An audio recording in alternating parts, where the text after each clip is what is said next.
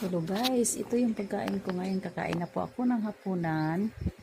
Ito po yung ulam. Laswa lang po yan. At saka pritong daing. Saka talong po.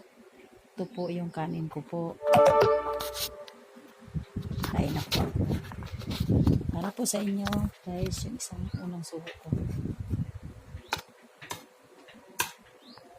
Sarap. Aswang gulay, talong, alugbate.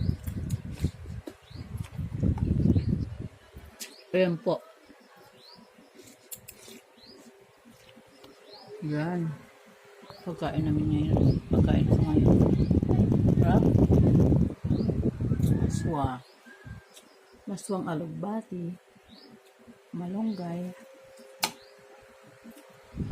Talong.